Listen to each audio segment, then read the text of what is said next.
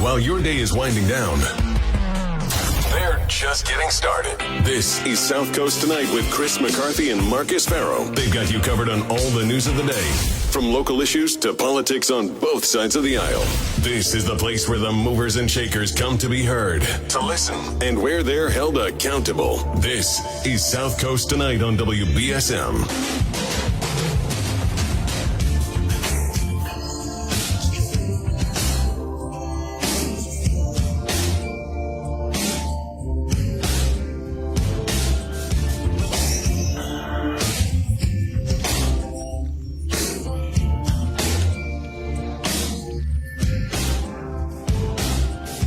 Welcome to South Coast Tonight. Hi, besties. Surprise. You're listening to 1420 WBSM. Maybe you're listening on 99.5 FM. Maybe you're listening on the WBSM app. Either way, thanks for listening. I'm going to be your host for tonight. I'm Jessica Machado. I have a little show on Saturdays called the Jessica Machado Show. Maybe you know it. I don't know. Sometimes you listen, sometimes you don't. I was filling in for Marcus tonight. Chris also needed the night off to rest. I am very happy to be here. You know what I find really funny, you guys? Every single Saturday when my show is on from 1 to 4, it is raining, dreary, cold, snowing, dark outside. I'm looking out the window here at the studio. I see sun. I see like light reflecting off of leaves, budding on trees. I mean, if this were an hour or two earlier, I mean, this would put me in an amazing frame of mind, as opposed to the mental burden of overcoming the dreariness that is every single Saturday. All right. Well, I'm super glad to be here. A little unprepared because I assumed Chris was going to be here, and like he's like a legend, so I was just going to have him carry the show, and I would just like make jokes. So feel free to join in on the conversation or start your own. That's okay too. 508-996-0500. You can also send messages in the app chat. I think I get those too. Maybe I might not be able to respond. There's a new phone here. If you're a WBSM listener, I'm sure you've heard. If you listened to my show on Saturday, wow, I hung up on so many people. It was a really sad situation. The phone is off the receiver, and I think that's probably going to help. I don't know. I would call Tim Weisberg, but he's probably still relishing in his night with Tiffany in Boston last night. I'm going to play some Tiffany songs too today. Did he play any today? If you were listening, I bet he did. He's probably still super enamored with her. This is like childhood crush. I have a childhood crush. It was Don Johnson from Miami Vice. And I don't know, but like a lot of trends come back from back in the day. Like bell bottoms are coming back right now to like, I guess a lot of women's happiness. We're not doing the low rise jeans or the mom jeans anymore. We've got this great fit. Can men start dressing like Don Johnson did in Miami Vice? Please. I need it. I need the t-shirts with the suits and the colors and the pastels, the sherbets. Is it sherbet? Sorbet? Sherbet? Or with a Bayou accent, as my friends call this down here, sherbet. I don't know, whatever. Ooh, should I do this whole show in a Fall River accent? I would sound just like my twin sister, Titi. Can you imagine living your whole life with a twin? In the womb, 9 months in the womb, sharing a bedroom until you turned 18. And one of us talks like she grew up on Columbia Street in Fall River, and then there's me. Or sometimes you can't really hear it. But I don't know, I could try. I could try to do a whole show. How do I even do it? I don't even know how to do it. I don't even know how to do it. Fox News is, that sounds terrible. It's not, I can't even try it. Maybe I'll try. Yeah, Fox News is on here in the studio, and we're going to talk about how Tucker Carlson got the axe. Maybe he left. I don't know. We're going to have to wait and see. We're going to have to find out. Anyway, as you know, I love starting my shows with the pledge. If anybody didn't listen to my show on Saturday, I filled in for Grace Curley last Friday, and I've been doing that occasionally to kind of get my feet wet because Grace is going on maternity leave. So I'm going to fill in over the summer for a week at a time and flop weeks with Caroline Levitt from New Hampshire. And so I'll do a week, Caroline will do a week. And so I've been filling in here and there. And I said to the producer, Jared, over there, I said, I feel like I'm not being my authentic self. I'm kind of being a fraud. I start every single one of my shows with the pledge. I said, and it's like my good luck charm. I've been doing it for a long time at WBSM, and I said, and I just want to do it. But I forgot that they have well, first of all, that would not be true. I'd never forget that the camera is on me. I know at some point I'll get comfortable enough where I won't, but there's many times where I have to remind myself that there's a camera on me, as opposed to here right now where I've got Skittles, I've got a drink, I've got stuff all over the place. I look like trash because nobody can see me. It doesn't matter. But over there, you kind of you can't look like you look right now. But anyway, if I stood up, I'd go out of frame. And Jared was kind of like, I think you're going to go out of frame. I don't think that'd be a good idea. And I was just kind of like, maybe we'll just do it anyway. Thankfully, I'm super short. It didn't matter. And I said the pledge, and I'm going to do that from now on. And I got a really great message from someone. Wait, I'm going to read it. Hold on, I'm going to get it. Give me a second. Give me 1 minute to pull it up. I also have a slow Android phone. And now that I'm kind of like a little bit more out there with media and things, I think for the first time ever, I'm going to have to invest in an iPhone. And I'm not kidding. I have never had an iPhone. I don't know how to use them. I don't know anything about it. I know that's absolutely crazy to some of you. I've never done it. But I feel like for the first time in my life, I think Android is like subpar, right? It's not great. And it's really stressing me out. And so I think I might have to upgrade and splurge. But I get this great message from a listener. His name is Dennis Cook. He was listening to one of your personalities at WBSM, Jessica Machado. I'd like to relay to her something regarding the Pledge of Allegiance. I work at New York State Veterans Home at Oxford, New York. We say the pledge every day at 8 a.m. every day. It's enjoyable, very patriotic in my opinion, and thank you. So Dennis Cook, who is listening from New York, thank you for listening. Thanks for saying the pledge. Let's do that, shall we, besties? If you are at home, please stand. If you're driving, please drive responsibly. I pledge allegiance to the flag of the United States of America and to the republic for which it stands, one nation, under God, indivisible, with liberty and justice for all. Okay. And again, the number is 508-996-0500. Do I talk too fast? Sometimes I feel like I talk too fast. So I had a Red Bull. I'm like all jacked up. Normally this is like pre-sleepy time, just so we're all on the same page. Usually I'm cooking right now. So usually it's cooking. And by the way, my husband knew I was working tonight. I went over the options for dinner. I said, there's this, this, and this. My daughter is at a friend's house. My 16, almost 17-year-old son said he wanted 3 bowls of cereal, which is like standard. So I said to my husband, listen, you can have, we went out. I'm going to tell you where we went for dinner on Saturday night too. We'll get to all the politicky stuff. Don't worry. But we went for dinner on Saturday. So we had leftovers. So I said, there's my leftovers and your leftovers. It's almost the same thing. I said, so you can have that for dinner. But I forgot that I had offered it to my mom because I knew I wasn't going to be home. And my husband just texted me with a sad face, your mom ate the fish. Somebody go check on Jeff. He just doesn't know what to do with himself. God bless him. I think I've just probably I don't know, like handled things in the kitchen too well for the past 10 years.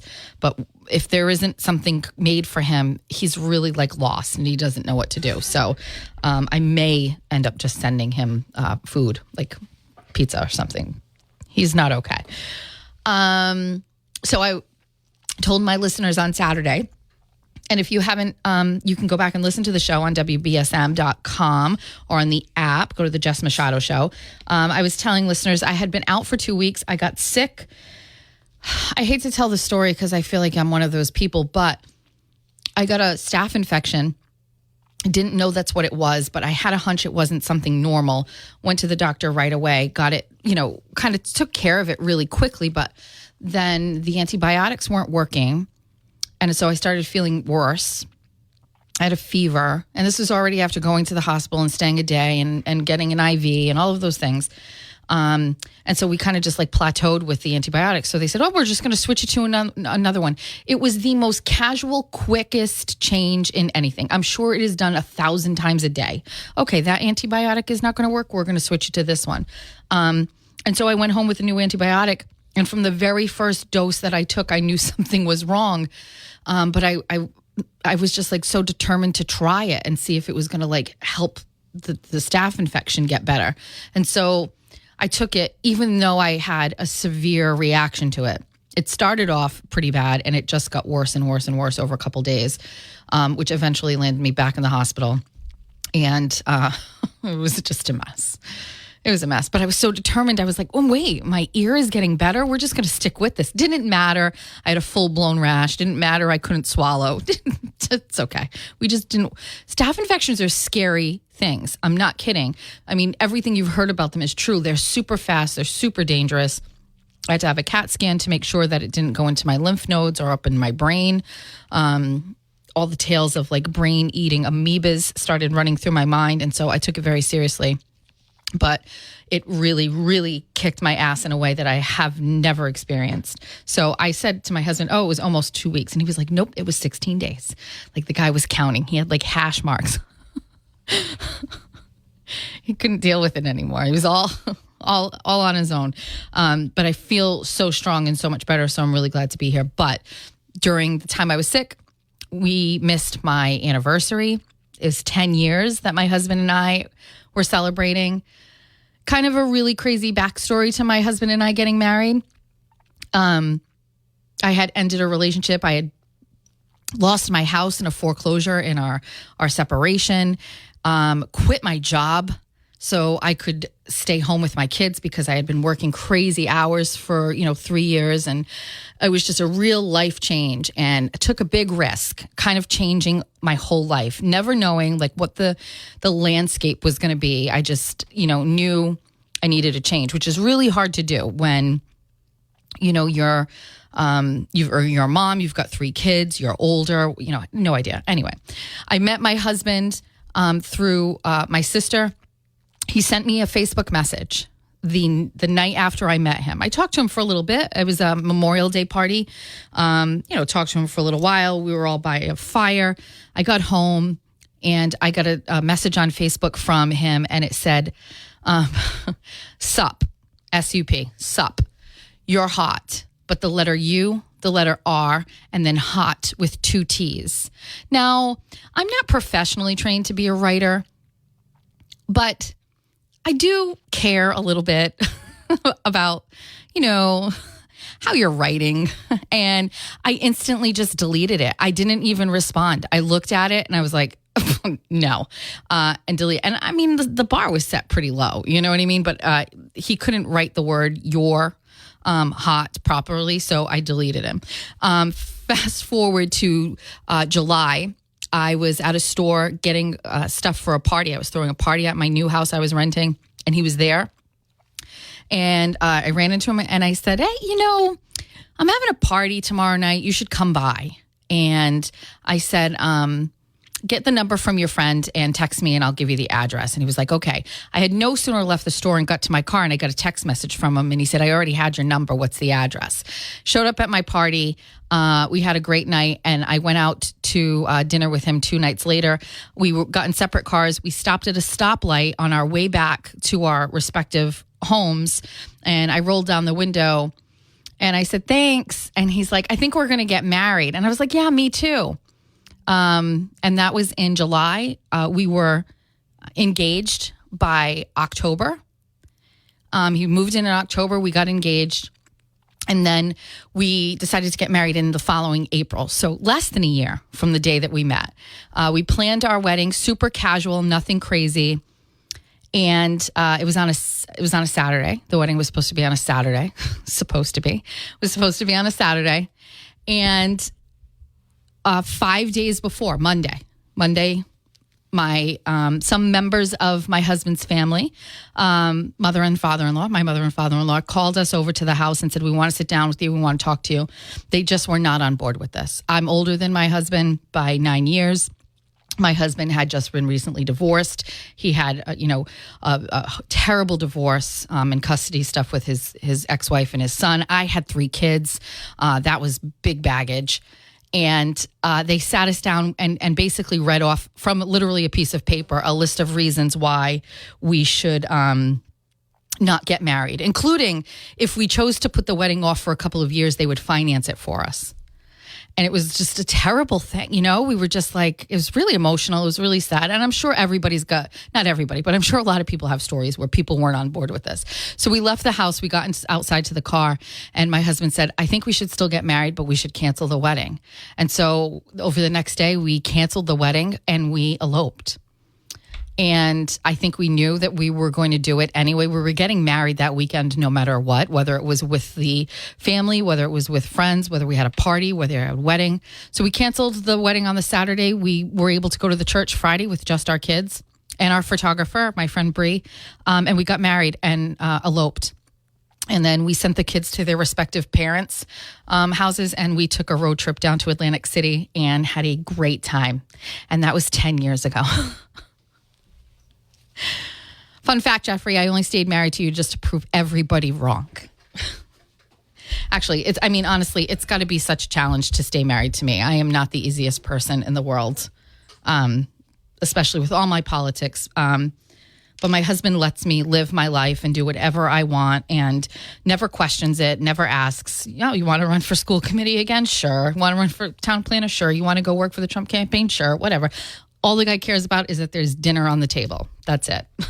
So happy anniversary to my husband, Jeffrey. I love you very much. All right, besties. Let's move on from this. How about we take our break? We come back. We're going to talk Tucker Carlson in the Fall River accent.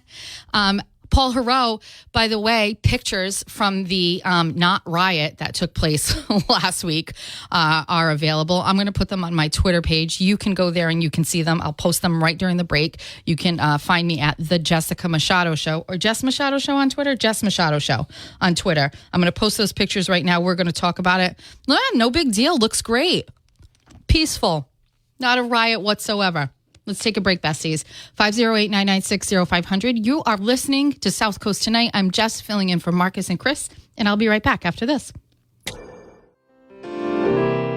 You've been on my mind. I grow fonder every day, losing myself in time. Just thinking of your face. God only knows why it's taken me so long to let my doubts go. You're the only one that I want. I don't know why I'm scared. Alrighty. I've been That's here enough, before. Adele. Hold on. Every feeling, every word, I've imagined it all. You never know if you never try to forgive your past and simply be mine. I dare you to let me be. All right, that's enough of that. Hi, besties. Welcome back. Welcome back to South Coast Tonight. I'm your fill-in host, Jess Machado. Also, by the way, fun fact, since I'm just going to be giving you all the facts about me, only one person in my life has ever called me Jessie. That's my grandma. She used to call me Jessie. I also had another nickname from my grandmother. If my sisters are listening to this, or my cousin, even my mom, they know it was the bad seed. What did I do? What? I've always been this way. I can't help it. My grandmother used to call me the bad seed. She used to write it on my cards. To the bad seed. Love, Grandma. I can't help it. Guys, go to my Twitter account, please. Please. And if you don't have Twitter, it's fine. You can just go type in Google Twitter, Jess Machado Show. It's all right. You should get Twitter. But you can see the pictures from the riot. Straight up riot. You know what? You don't want to call it a riot. You want to call it, I don't know what you want to call it. But Paul Heroux does not want to call it a riot. He said this was not considered a riot because there was damage and no violence. His message to inmates, according to News Talk 99.7, 630 PRO, please don't do that again. It's not going to go well. Hold on a second.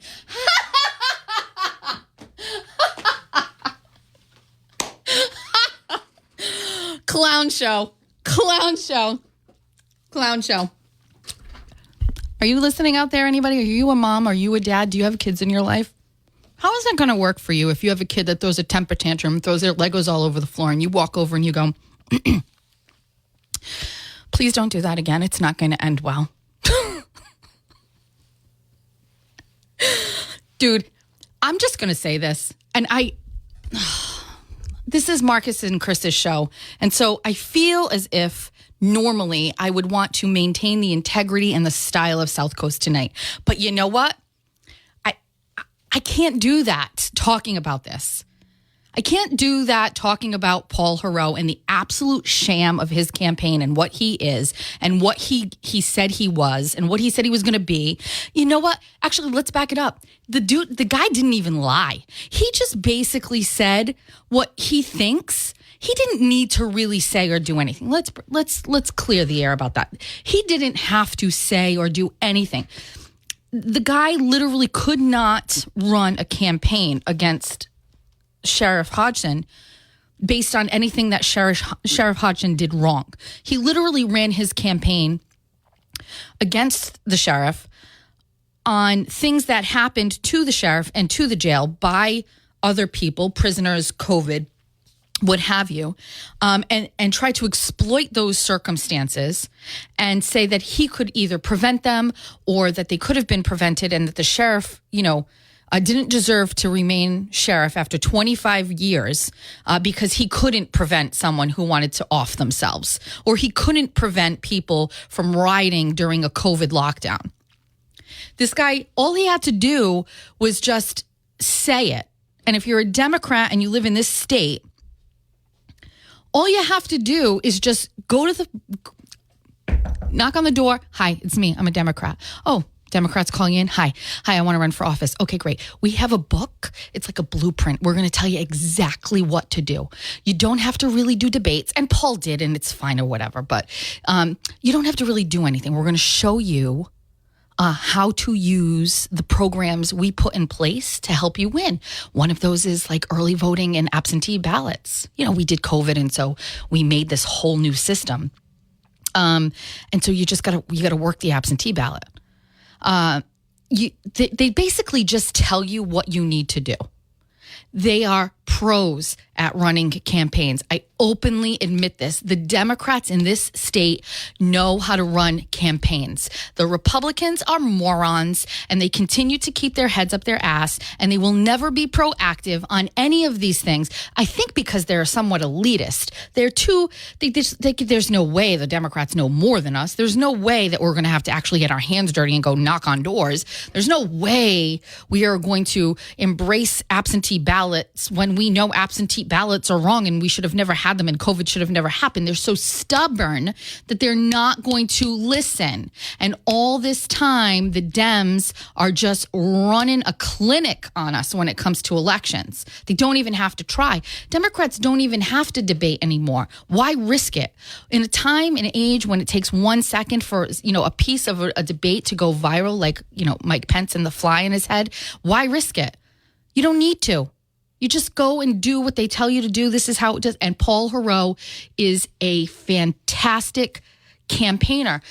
I saw somebody the other day, Arthur Hirsch. He's from New Bedford Light, right? And Arthur spent a lot of time during the campaign around Sheriff Hodgson. As a matter of fact, I will never forget, the sheriff was doing like these breakfasts, and he came to Somerset. And so it's my town, and I'm going to go. And so it was at the place where I go and have my breakfast all the time with my husband and the kids on the weekend. Sheriff was sitting down. Jonathan Darling was there. I can't forget. Somebody else came down or whatever. And there's this guy sitting there, and he's like monopolizing the sheriff and asking him all of these questions. And I'm like, excuse me, who are you? And he's like, well, I'm Arthur, and I'm doing a piece for New Bedford Light. And I was like, is this what this is supposed to be about? Like, I was super territorial about it. I was like, don't be here. Like, stop this. And so thankfully, Arthur was kind enough to ignore my brash, is that the word, right word? Brash attitude. And territorial stance about the sheriff and things. And we ended up having some pleasant conversations. But I ran into him the other day because I drove from Grace Curley show up in the studio up north. And I drove straight down because if I had any opportunity to stand in front of Paul Heroux and laugh in his face about the debacle that occurred last week, I was not going to miss it. Didn't matter. I had a whole day under my belt. It didn't matter. It was school vacation and my kids were waiting for me to take them out for dinner. I was texting my husband, I'll be there soon. Ultimately, I didn't actually get to see Paul because he delayed the press conference, probably because he was crying about it or hugging the inmates. But I missed it. I had to leave. But Arthur was there, and we were, talking, and he said in his very deliberate, thoughtful manner, he said, he said, I saw you at the standout the week before the election, the one over in North Dartmouth, which was a very big standout for the sheriff, huge showing. And he said, I saw you and I asked you, what do you think the results of the election are going to be? And I told him that I thought the sheriff was going to lose. And he said, that really stuck with me. And I still to this day want to know, what is it that you knew that nobody else knew? He said, because everybody I knew or thought they knew that the sheriff was going to be reelected. And I told him that I spent a lot of time talking to people within the Mass GOP who understood that there was a real grasp on absentee ballots, early voting by the Democrats, and we were behind, and we didn't know how to make that work for us. And that feeling never left me. I towards the end, that last week, I really just didn't see it happening. I was not shocked on election night. Unfortunately, I just knew, and it's stuck with me. It's a very difficult loss, not politically, not professionally, personally. I can't even talk about it without getting upset. The sheriff is the absolute best around, probably in the country. Bristol County deserved him. We do not deserve this clown that is running things. We do not deserve someone who has absolutely no idea what he's doing, thinking his Harvard degree is going to come in and that's going to have any leverage with people from the streets, people who are criminals, people who act like animals. And the people who are going to pay the price, you and me and everybody else in Bristol County. Let me take this quick call. I think I know how to do this now. Hi, caller. Thanks for holding. You're next.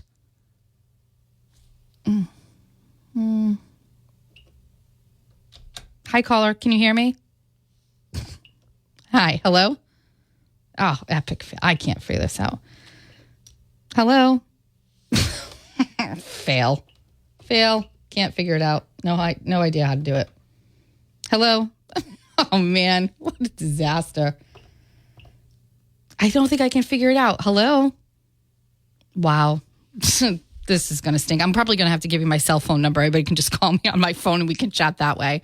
Let's take a break then. Maybe I'll try to figure this out in the next minute or two. Jeez, Louise. Anyway, I would give you the number, but I'm not going to do that until I figure it out. We're going to keep talking about this. These pictures are absolute insanity from inside this prison. I actually can't believe it. And, the other thing, too, we'll get to this. This was not, a 15-minute affair or a 1-minute affair. This is a whole workday, basically, of the prisoners having control, no control by the Bristol County Sheriff's Office. And Paul Heroux's message to the inmates there, please don't do that again. I'm Jess, and we'll be right back after this. 1420 WBSM, where freedom of speech lives. The voices in the night that cover the news of the day. I heard the voices too. Chris McCarthy and Marcus Farrow. More of South Coast Tonight happens now on WBSM.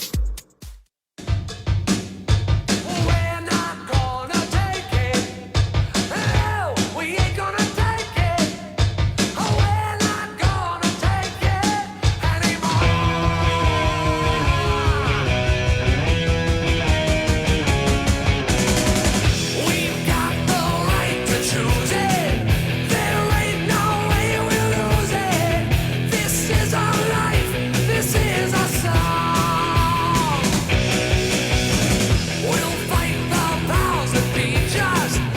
Besties, welcome back to the South. I was going to say the Jess Michelle show. Sounds like it because I keep making mistakes with the phones. I'm going to try it again. Want to just try it again? Hi, caller. Can you hear me? Yeah, hi. Oh, hi. Hi, you're live.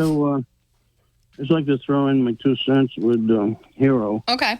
With regard to the 7-hour standoff or Sure. stand down. Mm-hmm. But, one of the greatest assets he gave to New Bedford was the command center. Mm-hmm. And he sure could have used it, but I guess he didn't really need to. Mm. But Yeah. it's nice to have a center of operations for communication and a riot. Yeah, it was definitely a riot. Did you see the pictures? I know what a riot is. I've been involved in riots. Well, you think this was a riot, right? Yeah, like in 1974, Washington, D.C., 75, when they were storming the Capitol steps. I was there with my baton and the whole shield and all that. But the thing is, and no, that wasn't a riot. It was a civil disturbance. Okay? So you can couch it any way you want to. And so that's what he's going to do. He's playing cover-up. He told you when he got elected, I'm here for 6 years, 12 at the most, and I'm Sure. out the door. Right. I'm building a resume, so if I can break this down, this won't show up on my resume as a riot. Right. So, I am in control, I am in charge, I am your leader, follow me. And blah, blah, blah. Yeah. And I didn't hear no anti-Semitic stuff out of him. Of course not. Of course not. So we don't know who the rioters were, etc. But the important thing to understand is he didn't have the command center, he didn't call for it. Yeah. The second thing is he had the dogs, attack dogs, and he had the men. The dogs are very expensive, and maintenance of the dogs, etc., is costly as well as the men who are knocking down an average of $90,000 a year. Right. The dog and the man, well over $100,000. He had those assets and he didn't use them. He stood them down. Sure. Well, because he wanted time- to make sure you knew and I knew that we didn't need them. We didn't need a growling dog. We didn't need that. I mean, I think this guy literally, put us in a position where this went on for 7 or 8 hours because I think he thought he could talk to them about surrendering. Like, I think he literally thought he could do that. And he didn't. Ultimately, they had to use force to get in. I mean, these people are not, these are criminals. They are not just going to come out and get a hug, I wouldn't go that far. About 70% of them are waiting for a trial in a district court. Okay. District court. Yeah, Not superior. The real bad actors are segregated. It takes a lot to get to jail. We had this conversation on Saturday. We had a couple callers that gave me a real hard time. Yeah, it does take a lot to get into jail. What are you talking about? I got experience on both sides of the law. Well, you did something to get in there. You know what I mean? Like, you just, why are we making excuses for people? Like, Who's making excuses? It is not easy to go to jail. You got unelected judges who are going with what they want to do. When they don't like somebody, that one goes into the jail system for 6 months or whatever. It's all political. It's all what you want to do with no repercussions or consequences. I went to jail, and I was because the prosecutor suppressed exculpatory evidence, which means there was video of me being at certain stores in Massachusetts. I couldn't even been in the county that I was accused of. And that's with a timestamp on it and everything else. But they suppressed it and offered me 20 years in Concord. And I had the ACLU working with me, and I threw them a curveball. I took it. They said it was 2 years to serve, 18 years parole, supervised parole. And I took it. And they almost fell on their asses because they were calling my bluff to get off the hook for the fact that they should have been disbarred. You did nothing wrong? What are you talking about? I wasn't even there. Well, it was like Trump. It's like the Trump maniac syndrome. And this is what you're going to have now with the Democrats. Opposite. Do you want me? Okay. Look, I know you were listening to the show all the time. Nothing wrong. Nobody did nothing wrong. Everything's That's not good. true. His resume's fine. And the governor never said a word about nothing. He definitely didn't do everything right. Okay. And that's not what I called for. What I called is to back you up on something. Okay. All right. It's fine. Okay. Thank you. Thanks. All right. Okay. Thanks. There's 160 reps in the House. 132 of them are Democrats. Mm-hmm. So that means you got 25 Republicans, 1 unenrolled, and 2 vacant. Now, in the Senate, you've got 40 members, 37 Democrats and 3 Republicans. Mm-hmm. Now, Republicans cover in the Senate 160,000 people. So basically, you got 3 times 160,000 people being represented in the state of 7 million by the senators. You got 25 Republicans representing the state of 7 million people. So if you add it all up, you've got exactly 200 seats, okay? And 170 of them, if you put the unenrolled, 170 out of 200 Democrats. So you're really fighting shadows on the walls if you're trying to get anything done. Don't tell me Republicans are not electable. They just don't care because they live off of political action committees and phony straw dog governor runs. Okay. I mean, come on, how are you going to start a fight with somebody when you're outnumbered? I mean, 132 to 25 in the House. I mean, that's some serious business. I can hold my own in a conversation about the Mass GOP. I'm just not sure we want to go there tonight. Well, I don't care. I don't care if you can hold your own or not, because at the end of the day, it's still 25 Republicans in the House and 3 in the Senate. Yeah, because the candidates that the Mass GOP has been putting up for the past few years are like Russell Protentis and Rayla Campbell. I mean, these people can't even. Rayla Campbell beat the crap out of a teenage girl in a parking lot at a Trump rally. And she's running for office. This is a backed candidate by the Mass GOP. I mean, anybody else could potentially be a better candidate. It's right. And that turns away voters and it turns away participation. Knowing what you know about that candidate, that's enough to make you say, "Oh, poison, go away." Mm-hmm. I don't want to. Okay, but I mean, listen. I maybe a year ago I didn't even understand what I understand now. There's a lot of work that needs to be done to get the Republicans back to a functioning party in this state. Now, what would help very much is if a Republican stood up in Bristol County, let alone the state, and said, "I don't like what Monroe did." No Republican said nothing about anything, about how the riot was handled or anything else. Well, we are going to actually... One Republican went to Martha's Vineyard and said, "If Deal won't speak, I will." Nobody did anything to attract members to the party. We'll back that up. I can tell you that I was filling in for Grace last Friday, and Sheriff Hodgson did come on the show. He was here on Barry's show, called in, and then he called into Grace's show, and he was talking about the situation in Dartmouth. Listen, I agree, but I do feel there are some Republicans in this state and in Bristol County that we need to just go away. These are not high-functioning Republicans. They are bad for the party. A lot of them are racist and bigots, right? And they've been given a free pass to do so.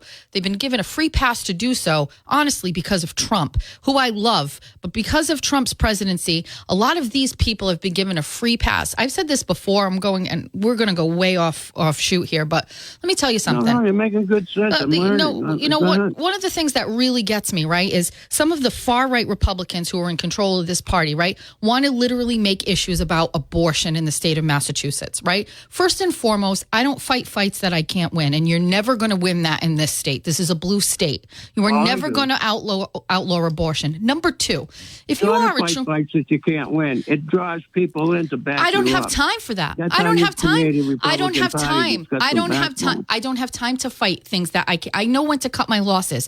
I'm not going to go and stand around and divide my party over abortion, right? Because I'm going to tell you something. I don't want anybody telling me what to do with my body. How can you be a Republican or a conservative and say, no way is the government going to tell me to be vaccinated? No way are you going to tell me I have to wear a mask in public? Why should you, that same person, go and tell a woman she has to have a baby she doesn't want to? If you're a true conservative and you believe in liberty and your life and your rights to live your life the way you want, you should never be telling somebody what to do. Excuse me, let me interject here. I'm with you. I'm with you 100%. But tell a man that if he doesn't take an experimental vaccine and hasn't been approved by no medical authorities in the world, he loses his livelihood and his family. I agree. And it's all wrong. But what I'm trying to say is... Where's the Republicans standing up for that one? I understand you. I will tell you. And caller, I'm going to let you go because I'm going to end up taking a break. Thank you. But I'll continue listening because you make wonderful points that are actually rooted in fact. So thank you for that. Thank you, Bestie. I appreciate you. Someone had just sent me a message. This is an opinion piece that was sent in. I'm not sure where. This is a letter to the editor. It has been reported that there were no injuries to the rioters and none to the staff or responding officers. No dogs growling and intimidating the participants, nor the incarcerated men who were not involved. Sheriff Paul Heroux, who is an advocate of de-escalation techniques, set the tone and prevented an outcome that may have taken lives and caused serious injury. Not trying to sugarcoat the situation and minimize the damage caused by the ringleaders, the sheriff transparently announced the estimated cost of the destruction of property. Heroux also immediately explained that the removal of men from 2 units with the intention to improve the quality and safety of cells was the primary cause of this uprising. This is almost done. Keep listening. There is no excuse for the destructive and threatening response of the men who instigated or actively participated in this riot and who are now reassigned to other facilities in Massachusetts. The sheriff indicated that there will be an investigation and possible criminal charges brought against those involved. And the irony of the situation is not lost on Sheriff Heroux. The reason for the removal was to remodel the cells, to install individual toilets and newly crafted beds to reduce suicides. Heroux repeatedly indicated that, if elected, he would concentrate his attention on suicide reduction and safety and rehabilitation of the incarcerated, respect for his staff, and the implementation of procedures for the de-escalation of situations as just occurred. Those are some of the mandated responsibilities of Massachusetts sheriffs, and Paul Heroux intends to abide by his commitments and to keep the public informed every step of the way.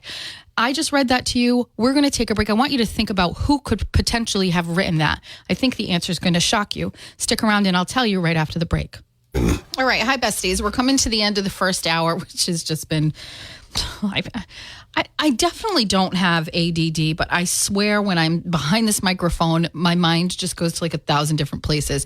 Just before the break, I read a very kind letter that was to the editor. I'm not sure exactly where this was sent, but the letter was pro Sheriff Heroux. Oh, I can't even say it. Pro Paul Heroux. And this was penned by State Committee woman Betty Usack. Betty, I have a problem.